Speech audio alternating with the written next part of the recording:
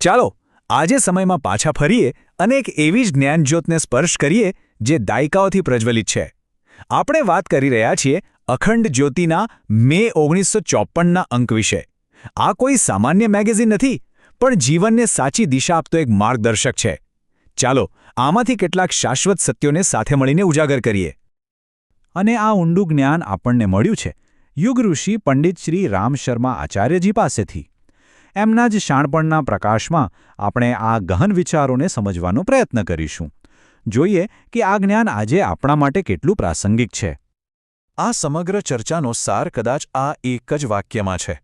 સૌથી પવિત્ર તીર્થયાત્રા એ અંતરની યાત્રા છે. આપણે શાંતિ અને સુખ માટે ક્યાં ક્યાં નથી ભટકતા, ખરું ને? પણ શું બની શકે કે સાચો ખજાનો તો આપણી અંદર જ છુપાયેલો હોય? ચાલો આ વિચાર સાથે આપણી આંતરિક સફર શરૂ કરીએ.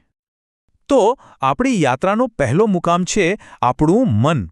અને અહીં આપણે એ સમજવાની કોશિશ કરીશું કે આપણા મનની અંદર કેટલી અદ્ભુત શક્તિ રહેલી છે. શું એવું શક્ય છે કે આપણી આસપાસની દુનિયા, આપણી વાસ્તવિકતા એ બીજું કંઈ નહીં પણ આપણા વિચારોનું જ પ્રતિબિંબ હોય? ચાલો આ રહસ્યને ઉકેલીએ. તો મૂળભૂત સવાલ એ છે કે આપણું જીવન જેવું છે તેવું કેમ છે? આપણી સફળતા, આપણી નિષ્ફળતા, આપણા સંબંધો, આ બધાનું મૂળ ક્યાં છે? અખંડ જ્યોતિ એક ખૂબ જ સ્પષ્ટ જવાબ આપે છે. દરેક વસ્તુની શરૂઆત ફક્ત અને ફક્ત એક વિચારથી થાય છે. આ વાક્ય પર જરા ઊંડાણથી વિચાર કરીએ. વિચારો તેના ભાગ્યના બીજ છે. જે રીતે એક નાનકડા બીજમાં આખું વૃક્ષ છુપાયેલું હોય છે, બસ એ જ રીતે આપણા દરેક વિચારમાં આપણું ભવિષ્ય છુપાયેલું છે. જેની આપણે દિલથી, તીવ્રતાથી કલ્પના કરીએ છીએ એ જ આપણી હકીકત બની જાય છે.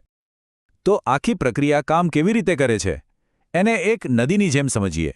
સૌથી પહેલાં આવે છે સંકલ્પ, એટલે કે એક નાનકડો વિચાર જે નદીના ઉદ્ગમ જેવો છે. પછી એ વિચાર કર્મમાં ફેરવાય છે, એટલે કે આપણા કાર્યો, જે નદીનો વહેતો પ્રવાહ છે. અને અંતે આ પ્રવાહ સંસ્કાર બનાવે છે, આપણી આદતો અને આપણું ભાગ્ય, જે નદીએ કોતરેલી ખીણ જેવું છે. આમ એક નાનકડો વિચાર આખા જીવનનો માર્ગ નક્કી કરી દે છે. પણ ખાલી સારા વિચારો કરવાથી શું બધું બદલાઈ જાય? ના, એ વિચારોને હકીકતમાં બદલવા માટે એક શક્તિની જરૂર પડે છે. અને એ શક્તિનું નામ છે કર્મનું અનુશાસન.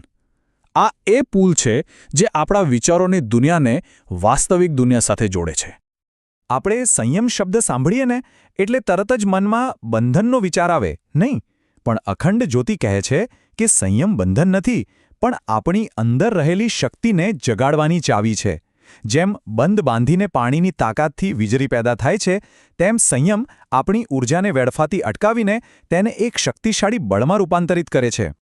જો આપણી સામે જીવન જીવવાના બે રસ્તા છે.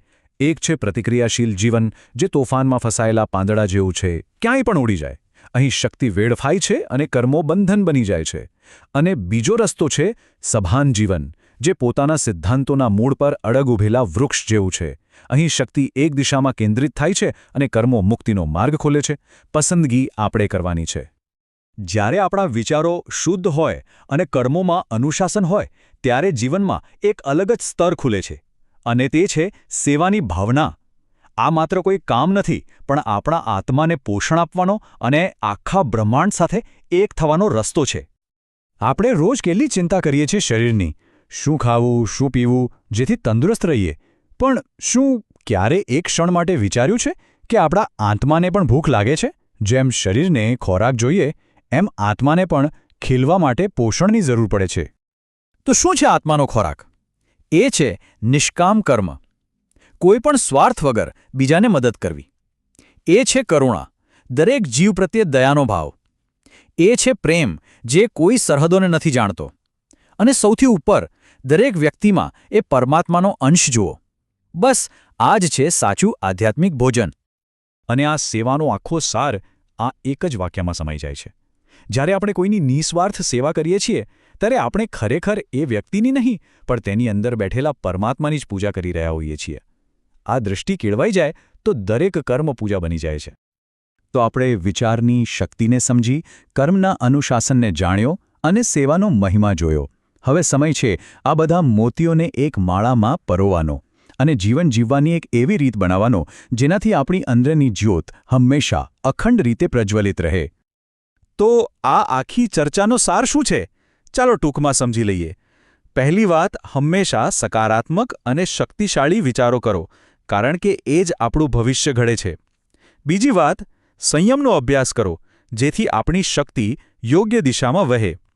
ત્રીજું, નિસ્વાર્થ સેવા અને કરુણાથી આપણા આત્માને પોષણ આપો. અને છેલ્લે, હંમેશા યાદ રાખો કે સૌથી મોટી યાત્રા બહારની નહીં, પણ અંદરની છે. આ જ છે અખંડ જ્યોતનો સાચો માર્ગ. તો મિત્રો, હવે આ જ્ઞાનની મશાલ આપણા હાથમાં છે. સવાલ ફક્ત એટલો જ છે કે આજે આપણે આપણી આંતરિક જ્યોતને વધુ પ્રકાશિત કરવા શું કરીશું? કયો એક વિચાર બદલીશું? કયું એક સંયમિત કર્મ કરીશું? કે પછી કોની નિસ્વાર્થ સેવા કરીશું? આનો જવાબ બીજે ક્યાંય નહીં, પણ આપણી અંદર જ છે.